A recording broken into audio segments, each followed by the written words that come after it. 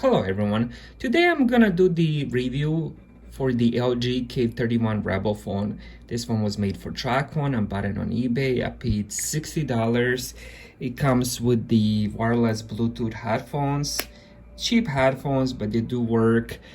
And it also comes with a car charger, and most importantly, comes with the 1500 minutes, 1500 text, and 1500 data, and it's a yearly plan. So as long as you don't cross over those 1500, it's gonna be good to go. You also get, of course, you get the number, and I think it's perfect for somebody older or younger if you want to make sure they're okay for emergency stuff like that. But if for somebody who texts a lot, this isn't it, because you're gonna go through that 1500 real fast. It's not even gonna last you a month. So let's go over the outside of the phone. So on the bottom we have the headphone jack, which is quite nice to have. Most of the newer phones don't have it anymore. We have the micro USB charging slot, and then we have the speaker grill. There's only one speaker grill. So on the left side we have the volume rockers. We have the Google Assistant button. So if you press it, Google Assistant will show up if you don't want to say the words. And then we have this big SD card slash SIM card slot. So you pop that out and you place your cards in. On top we don't have anything. And then on the right side we have the power button. And on the back we have the dual cameras, 13 megapixel and 5 megapixel wide, and then we have flash. I'll talk about cameras a little bit more. So the screen is 5.7 inch. It's a 720p resolution, and it's a IPS LCD screen. It gets very bright. Now I have it at the highest brightness, but usually during the day I keep it like on the lower settings. But for the sake of the review, I'll put it all the way on the high. But for me, I think it's perfect. It has the perfect hand size, so you can use it with one hand. And screen, definitely a plus for me, especially for this price. Inside the phone we have the octa-core processor, 2 gigabytes of RAM and 32 gigabytes of storage. I wasn't familiar with the CPU that came in this phone, so I did some research, and from the benchmarks it received very low scores, so it got me a little bit scared. But day-to-day use, this phone really outperformed everything I throw at it. I was doing a lot of browsing, I was doing a lot of videos, I was doing gaming. I haven't experienced any issues. I really did wish it had 3 gigabytes of RAM, because it would just put it over the top. You know, it would make everything more smooth, but it doesn't, which is understandable for, you know, for $60, especially when you're getting a little bit of extras and that 1-year plan.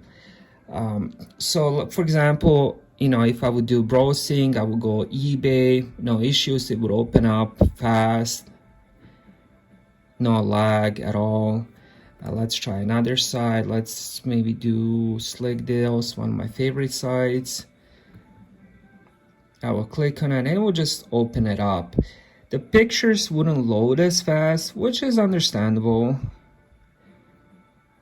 I feel like with all these new phones, we lose a lot of patience with stuff. I remember 10 years ago, it would take forever to open up a page, and I remember AOL days, dial-up and all that. But now with all this new stuff, we lose a lot of patience, so we want everything to open up fast.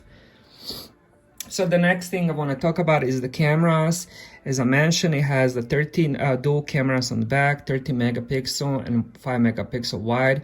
It took really nice pictures. You know, as long as you keep in mind this is a budget phone, but if you want to use it as a main, I think you're going to take a lot of good pictures. And also has a really nice, surprisingly nice 5 megapixel front camera. Also takes really good pictures. You can do videos front and back, 1080p, 30 FPS. So if you buy it as a main phone, don't be scared. Camera is really nice. Sound was pretty nice, even though it only has one speaker on the bottom. It was really good watching movies, playing games, or listening to music. I would use this phone mostly as a secondary phone. I like having music in the background, so I would always play Spotify during the day.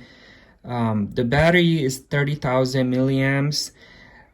It's not a lot, but as I mentioned, it has a 720p screen, so it doesn't go through battery a lot.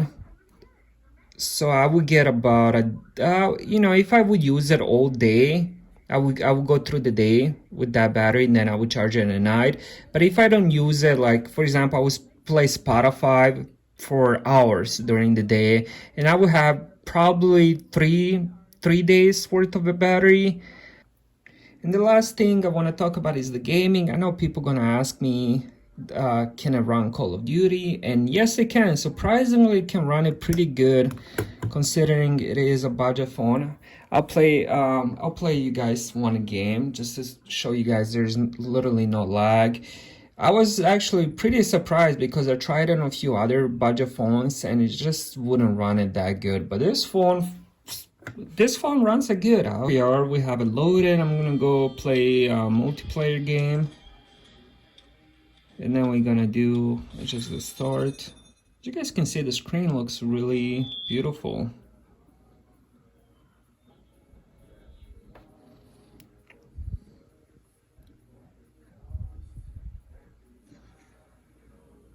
All right, let's do it.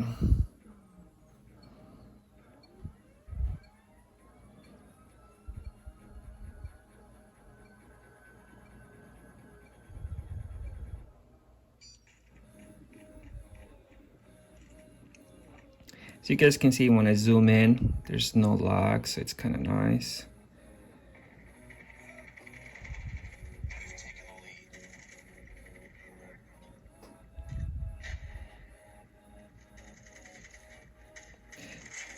All right, I got a kill. I'm not that good at this game. It's hard for me to aim with this. All right, got my second kill. Let's go.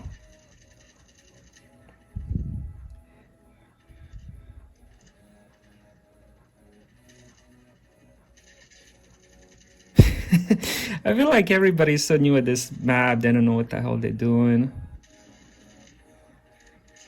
Ooh, I got my third kill.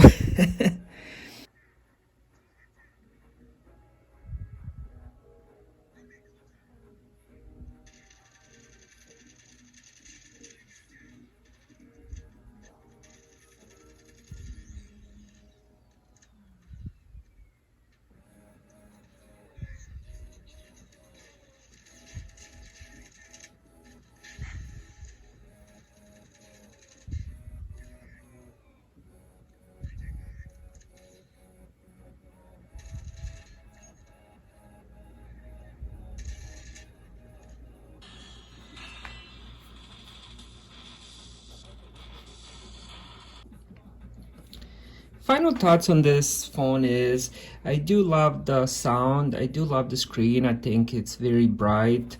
It's, for me at least, it's a beautiful screen. And I love the price. I love what it comes with, the plan and everything. I think it's a perfect budget phone. The one thing I wish it had, I wish it had 1 extra gig of RAM, and I wish it had a fingerprint sensor. I'm getting kind of used to them, especially if they're located in the back. I did have a couple Motorola phones and LG phones that have that fingerprint on the back, but it's not a deal breaker at all. You get used to it. You can do a swipe to unlock it, and LG also has this double knock feature where you just double knock it so you don't have to press the power button, and it works really good and really fast. So it has, at least it has something so you don't have to keep pressing the power button every time you want to turn it on. I do like that knock feature. So that's about it. Thank you guys for watching. If you have any questions, please ask them in the comments. I usually reply right away. And please like and subscribe. It will really help me out. And I'll see you guys on the next one.